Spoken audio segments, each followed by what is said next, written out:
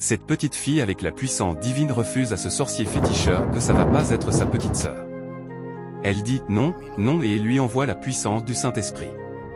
C'est à ce moment-là que le sorcier féticheur met sa main dans la calebasse maléfique, en sort la petite sœur et la dépose par terre.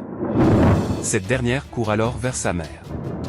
Regardez comment tout a commencé, les deux sont assis sur le canapé, lorsqu'une porte s'est ouverte avec des fumées. À ce moment-là, les deux sœurs ne voyaient rien. Subitement, un esprit sort à travers des fumées, commence à tourner et se transforme en sorcier féticheur avec la calebasse maléfique à la main.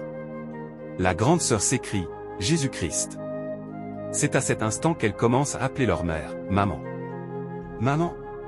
Elle l'a appelée plusieurs fois, mais n'a eu aucune réponse. La petite fille s'est alors levée de son siège. Et vous, si vous étiez à la place de la grande sœur, que feriez-vous? La grande sœur se lève du canapé pour aller appeler leur mère à propos de cet homme étrange. Ce dernier s'assoit près de la plus petite, tandis que leur mère est occupée en appel vidéo avec ses clients. La grande sœur ouvre la porte, sort et commence à appeler sa mère, mais celle-ci lui dit de la laisser tranquille, qu'elle est occupée.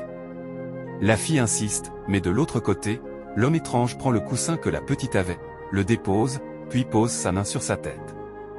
La petite commence alors à rapetisser jusqu'à devenir un petit objet qu'il peut tenir dans sa main. Seigneur Tout-Puissant, protège-nous contre tout mal que l'ennemi pourrait nous faire ou nous envoyer, de loin ou de près.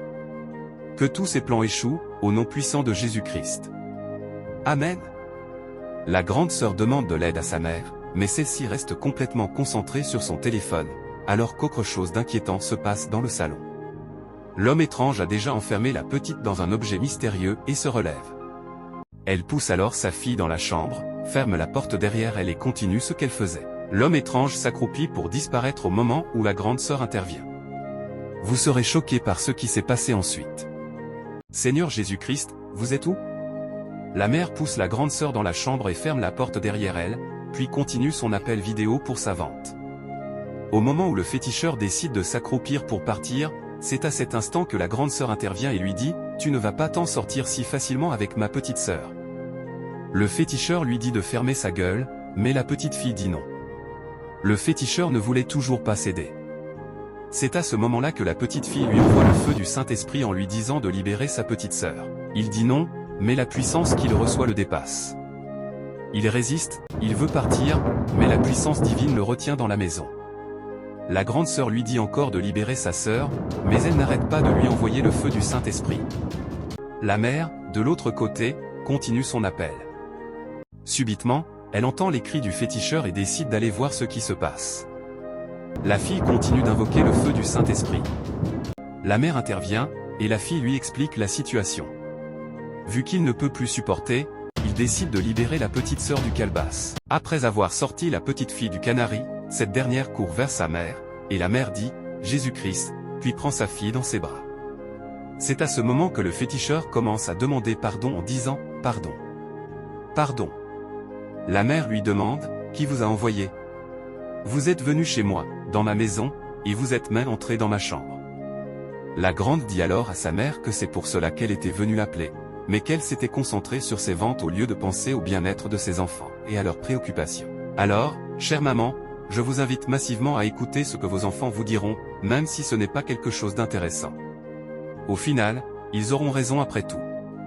Elles étaient là quand le féticheur a disparu de la maison, et toutes les deux ont dit « Jésus-Christ ».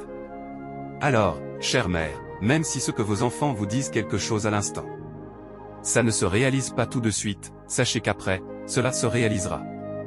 Les enfants communiquent avec les esprits saints, et vous n'êtes pas au courant. Abonnez-vous et partagez pour ne pas manquer les prochaines vidéos. Regardez cet homme qui prononce des incantations sur ce qu'il tient dans sa main, puis il passe cela devant la porte de sa femme pour qu'elle devienne un esprit après avoir traversé le sort jeté. Subitement, elle sort de la chambre et traverse le sort que son mari a dressé devant sa porte, et elle se transforme petit à petit en esprit. Elle prend au fur et à mesure la forme de l'esprit, mais elle résiste pour que l'esprit ne prenne pas tout son corps. Regardez comment tout a commencé, la femme se lève un beau matin, sort de sa chambre et se demande ce que son mari fait dans cette cabane. Elle regarde la clé de la chambre-cabane de son mari et se demande ce qu'elle va faire, ce qu'elle fera exactement. Maintenant, elle quitte le devant sa porte et se dirige vers la cabane. C'est à ce moment-là que le mari sort aussi en ouvrant légèrement la porte. Il sort et regarde la direction que sa femme a prise. Le mari dit alors, elle veut savoir ce que je fais dans la cabane. Il se cache pour qu'au moment où sa femme se retourne, elle ne sache pas qu'il la guette. Ce qui s'est passé est vraiment stupéfiant. La femme se dirigea vers la porte de la cabane, prend la clé et commence à ouvrir la porte. Mais son mari reste toujours dans sa cachette pour voir ce qu'elle fera. Elle ouvre la porte et commence à dire « Jésus. Jésus ». Elle est étonnée de voir des esprits en train de marcher dans la cabane. Elle commence à regarder aux alentours de la cabane, mais ce ne sont rien que des esprits qui ne font que marcher dans la cabane. Elle commence à se reculer petit à petit, mais il y a un lit contenant un matelas dans la cabane, sur lequel les esprits passent. Elle continue de dire « Jésus-Christ. Seigneur, épargnez-nous de ces gens de Marie qui ne sont pas hommes naturellement. » Avant que la femme n'arrive devant la porte, son mari marche et entre vite dans la chambre. La femme entre directement dans sa chambre, tandis que l'homme aussi. Il se dit, elle a l'audace d'aller dans ma chambre secrète sans mon autorisation. Quant à la femme, elle court vers sa chambre, prend son téléphone et appelle son ami en lui disant qu'elle a un gros problème actuellement. Le mari se dit déjà qu'elle a vraiment l'audace d'aller dans ma cabane pour voir ce que j'ai dedans. Mais le mari ne voulait pas que sa femme découvre son secret. Elle ramasse déjà ses affaires en les mettant dans sa valise. Si vous étiez à la place de la femme, que feriez-vous? La femme, après avoir terminé de prendre son appel avec sa copine, prend son sac de valise, la dépose sur le lit, ouvre son armoire et commence à mettre ses habits dans la valise. Pendant ce temps, son mari sort son gris-gris qui était sous le matelas, prononce quelques incantations dessus, puis se dirige vers la devanture de la porte de sa femme. Pendant ce temps, le téléphone de la femme sonne, et elle répond en disant qu'elle s'apprête déjà. Elle lui dit qu'elle a presque terminé de ranger. Le mari sort ensuite de sa chambre, se met devant la porte de sa femme, appelle encore des esprits sur le gris-gris, puis commence à passer devant la porte de sa femme. Après avoir terminé, il s'en va. La femme continue de prendre l'appel, sort de sa chambre, sans se douter que son propre mari avait installé quelque chose. Elle met ses pieds dedans, et le sort entre dans son corps. Elle tombe par terre, et c'est à ce moment que l'esprit commence à prendre possession de son corps, petit à petit. Elle commence à résister. Quelque temps après, sa copine, qu'elle appelait, court vers leur portail avec un bidon d'eau. Elle ne sait pas par où entrer. Soudainement, elle trouve un endroit et commence à monter à travers la clôture. Après être entrée dans la maison, elle court directement vers la chambre de sa copine. En la voyant dans cet état, elle ne sait plus quoi faire. Et vous, si vous étiez à la place de la copine, que feriez-vous? Regardez sa copine qu'elle a appelée, courir vers sa maison. Père Tout-Puissant, veuillez nous donner ces genres d'amis qui viendront à notre secours quand nous aurons besoin d'eux. La copine cherche par où entrer dans la maison. C'est à ce moment qu'elle trouve un endroit et escalade la clôture de la maison. Après être descendue de la clôture, elle regarde à gauche et à droite, puis court directement vers la chambre de sa copine. Elle voit sa copine transformée en esprit et dit « Jésus-Christ ». Mais elle voit aussi sa copine en train de souffrir, et c'est à ce moment-là qu'elle commence à prier « Je déclare, par le nom du Tout-Puissant, que toute chose ou tout sort maléfique qu'ils t'ont jeté ou dressé par terre, et qui t'empêche de redevenir humain, soit détruit au nom puissant de Jésus-Christ. » Elle ouvre son bidon, prend un peu d'eau dans sa main et commence à en mettre sur elle.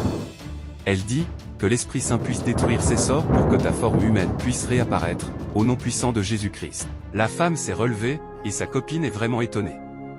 La femme commence à regarder sa peau. La copine lui demande, c'est quoi le problème? Et la femme lui répond, c'est son mari. Les deux se dirigent vers la porte de l'homme.